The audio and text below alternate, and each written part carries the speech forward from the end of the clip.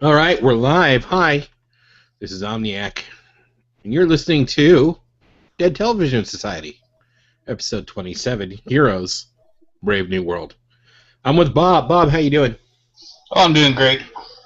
How do you like this new format, man? This video first and audio later. It's kind of nice, different. I think it'll really push us forward.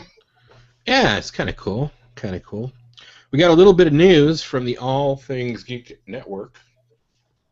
Namely, Bob, what are we doing in June? I don't know anything about June. Or July, I guess, right? Yeah, I was gonna say July. Yeah, we're doing the convention, Amicon again. That's right. Amicon in Amarillo, Texas. If you're local, we are going to be there. We have a booth this year. We're not just going to be roaming around. So we'll be there for the entire event. And, yeah, I know Bob's going to be there. I'm going to be there. And we've got room for one more. So I don't know if Chris Price or Fal want to go cross-country or, out of country. Yeah, I was gonna say cross-country boundaries. Right. But if you're interested in hanging out with us, let us know. We got room for one more. And we'd love to have you, right, Bob? Definitely. Give us somebody else to talk to. Exactly. And if you happen to be at the con and you don't want to hang out with us at the table, at least come by and say hello. We're going to be giving away T-shirts. We're also looking for sponsors right now from various geek venues. So if you're a geek venue and you want to be part of Amicon, the proceeds go to support Friends of the Library. A couple thousand people will be there, Amarillo, Texas. Geek, Sci-Fi, and Whovian convention. A lot of cosplayers. Let us know. Get a hold of us at contact@allthingsgeek.info or contact@deadtelevisionsociety.com. And we would love to give you sponsorship information. We're going to co-sponsor T-shirts and give them away, and we'll see how it goes. Sound good, Bob? Definitely. Very cool. All right, that's about all the news I have. Do you have anything you want to share? Can't think of anything offhand. Very good, very good. Well, let's get on with Heroes.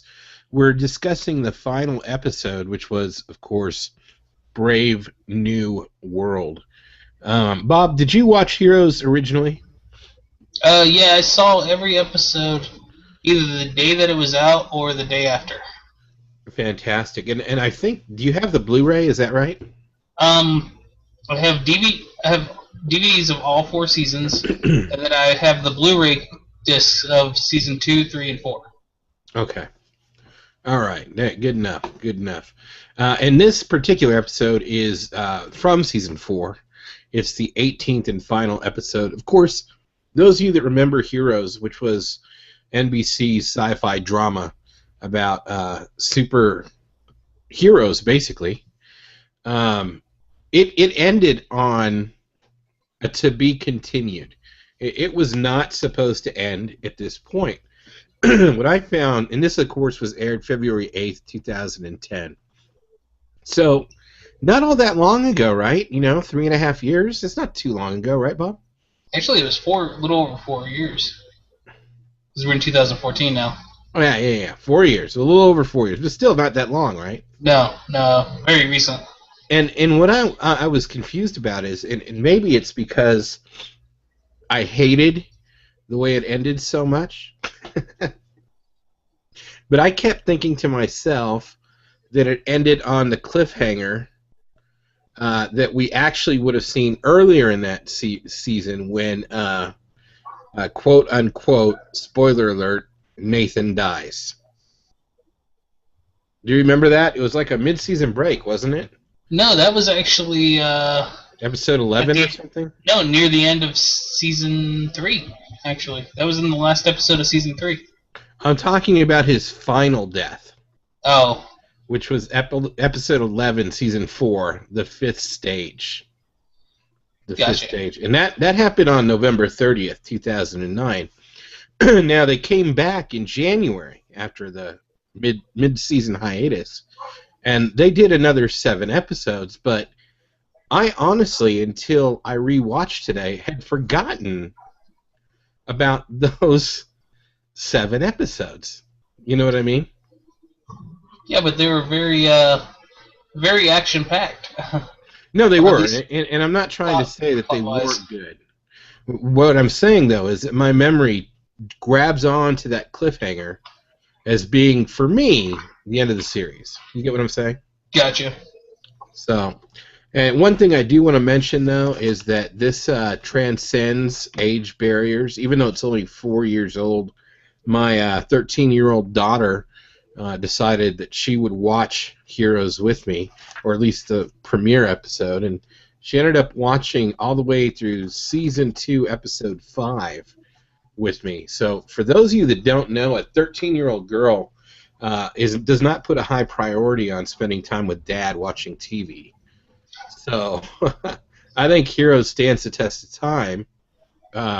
Ironically, though, only 4 years old. None of her friends have any idea what she's talking about. Does that surprise you, Bob?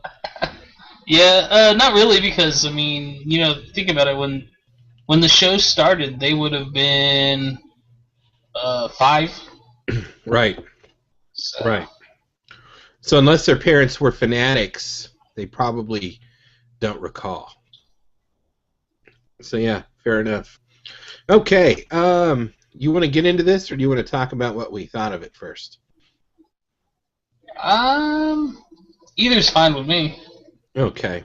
As I already mentioned, this is Season 4, Episode 18. Air date was February 8th, 2010.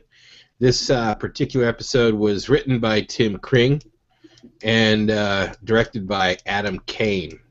The guest actors, some of the people that came in, one of my personal favorites, David H. Lawrence as Eric Doyle, Todd Stashwick as Eli.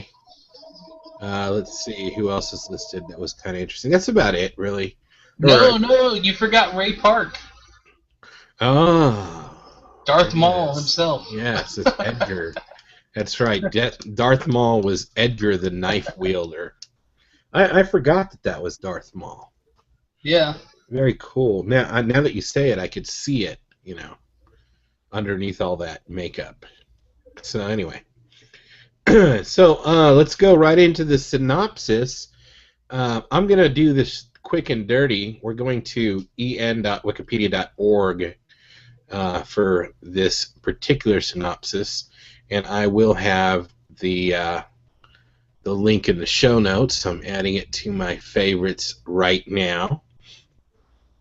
It starts off in a trailer. Claire and Noah are in dire straits. Samuel Sullivan, the proprietor of the Sullivan Brothers Carnival, has trapped them 40 or 50 feet underground, and the air is quickly going away. Noah, for the first time in the series that I recall, is giving up, right? I think that is. I don't ever remember him not having a plan, or at least, attempting to do something. So Claire doesn't want to accept it, and she's arguing and trying to save him and getting nowhere fast, and it literally looks like Noah's last breath. I mean, honestly, I couldn't remember if Noah lived or died rewatching the episode. So for me, it was very dramatic. I have a certain affinity to Noah Bennett, being a Bennett myself, although they spelled the name wrong, and that's always bothered me. In any event, Tracy Strauss arrives, right? And let's talk about this for a quick second. One of the things I noticed when I looked at postings, people did not like the fact that Tracy Strauss is also Nikki Sanders, it's Ali Larter, the same character that gets to come back. Sylar dies and gets to come back. Peter dies and gets to come back. Nathan dies and gets to come back. Even what's her name? Charlie dies and gets to come back in this show repeatedly. Well, also Noah died once and came back as well. Exactly. So here's the thing. I think one of the problems with this show, and one of the reasons it didn't continue, because my daughter even said, how did this show get canceled? It was so good, right? And I think this is the key. I don't think the people that were watching this show are necessarily comic book fans. Because if they were, what would they be used to? Characters dying and coming back.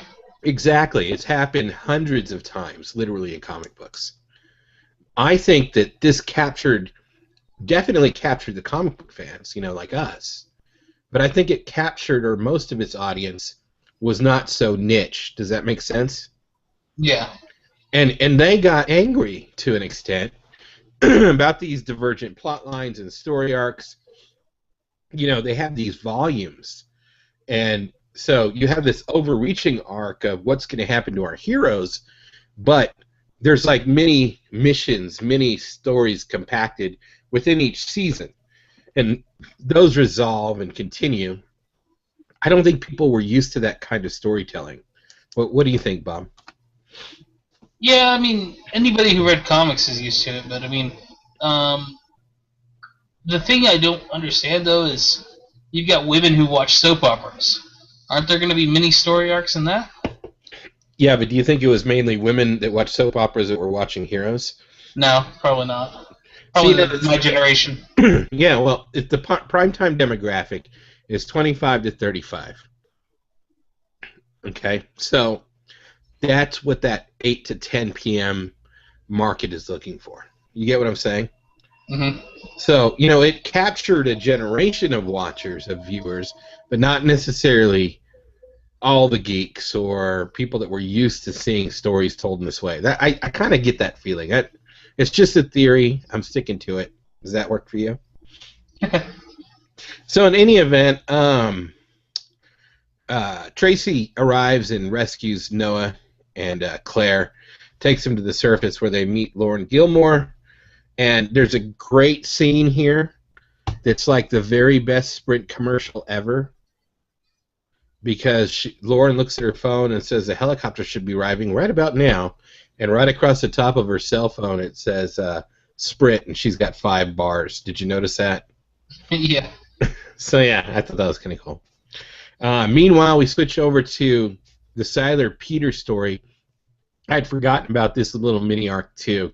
I remembered it, but I didn't remember it going to the very end of the series.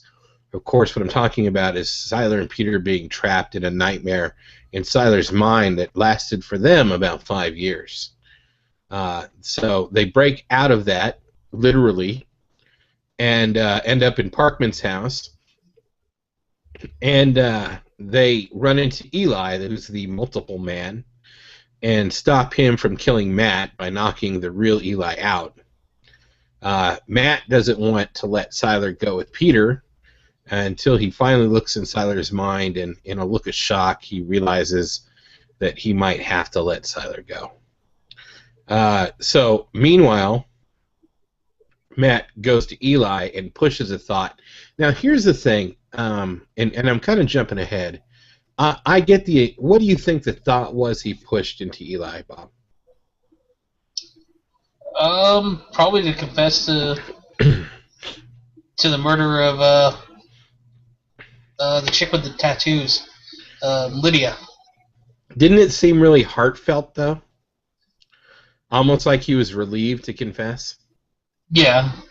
So I'm wondering if it wasn't just telling him, "Hey, go back and do the right thing." You know what I mean? Could be, yeah. It could have been something simpler. So anyways, I would have loved to have heard that push, that's all. All right, so meanwhile, we jump to Central Park. Emma's there, who's our deaf cellist and Peter's current love interest. Peter goes through a lot of women. They don't usually end up very well. Usually end up dead or mutilated, whatever. Actually, most of the girlfriends in this show end up dead or mutilated, huh? Or disappeared or something. Yeah. It's kind of nice that romance is alive and well in Heroes. So he wants Emma Emma to play the cello to draw people to the carnival, and she immediately flashes to, her mind flashes to Peter, Peter telling her about his dream, and she realizes that Samuel is not a good guy, so she refuses. Doyle comes out, and I love the puppet master. I love his character. What did you think of him coming out and taking control of Emma, Bob? Well, I mean, if you'd seen it in the beginning of the season, he supposedly reformed and redeemed himself, and now for him to slip back into that role is like, he plays such a great bad guy. Yeah. All right. No, he does. He's definitely one of my favorite villains. So, meanwhile, we've got Peter and Siler arriving at the carnival and splitting up. Let's see. Peter goes to look for Samuel. Siler, as per Peter's dream, must go save Emma. However, the second he walks in there, Doyle takes over and is manipulating him. But in a moment of gloating, he lapses the attention on Emma, and she nails him with a huge, power chord on the cello, right? Yeah. So Siler immediately pins Doyle to the ground. He begs for mercy and says, "Hey, you're like me." And one of my favorite lines in the show, Siler looks at him and says, "No, I'm not. I'm a hero." Yeah. But I still thought he was going to kill Doyle at this point. So what did you think? Yeah? I thought so, too. He had that look in his face. It was been a few years since I watched it, and I'm going, did he kill him? I couldn't remember. Right. Meanwhile, we go to Hero, who wakes up with Ando, and I had forgotten. I knew that in the future Ando had supercharging power, but I forgot that he had it in the present as well. So that was kind of neat to see that. I got ahead of myself, but anyway. I really didn't enjoy the Hero Ando scene. I mean, I know they didn't know it was the end of the series, right? But it was kind of chintzy, right? He runs into Charlie, now an old woman, and he has to come through this cathartic, realization that he's lost his chance if he changes her past. She loses her life and her loved ones, so she's forever lost to him. How did you feel about? I mean, and maybe it's just because I haven't gotten all the way through the series again, but I think they overemphasized Charlie too much. What do you think, Bob? Well, I mean, it was his supposedly his one love, that he it seems like no matter what happens, he's always going to lose her. Yeah. But on the flip side, he didn't seem to really be thinking too much about her when he went to see Takizo Kensei and fell in love with the Takizo's love also. Yeah. So. At that time, he thought Charlie was gone already still. That's true. He hadn't found a way to save her yet. But here's the thing, and Hiro time and again has said you can't actually change the past, right? He was always afraid at first of changing the past, but no matter what he did, it ended up happening more or less the same way. Not exactly the same. Not significantly different, right? So yeah, I mean, he lost Charlie again. Yeah. So I mean, On the flip side, he did get Peter to save the cheerleader. So, I mean, some things can be altered, but more and more in his own life, it seems like he can't change his own path. Does that make sense? Yeah. So, and not significantly. In any event, I don't know. I guess that's a contradiction. Okay. In any event, I mean, I appreciated getting closure for Charlie, but I thought that 10 minutes or so of the show was like wasted screen time. You know what I mean? Yeah, they could have done a little bit of a what's the word? More towards some of the other heroes. Yeah. Meanwhile, Noah and Claire also split up. Claire goes to convince the specials to leave so that Samuel won't have any power. Noah gets captured by Edgar, who pulls him aside, then reveals that he also wants to stop Samuel. Claire's in the middle of trying to convince everyone and that Samuel killed his brother Joseph. Noah arrives to confirm. Edgar arrives to confirm. And then, what's his name shows up too? Eli shows up and confirms. So, of course, the problem here is Samuel immediately launches his earthquake, which he's going to, reveal supernaturals in a huge catastrophe, killing, thousands of normals in the process. And he yells at them, "You'll never get far enough away for me not to have your power." Of course, what happens? Hiro and Ando arrive, and with Ando supercharging him, Hiro's able to teleport everyone away from Central Park, rendering Samuel powerless and allowing Peter to basically, pimp slap him, right? Well, talking about that, Peter, flies in. Did he steal that power from Sylar or what? I mean, I don't remember. That was kind of where I was kind of confused because you can only take one power at a time, right? At a time.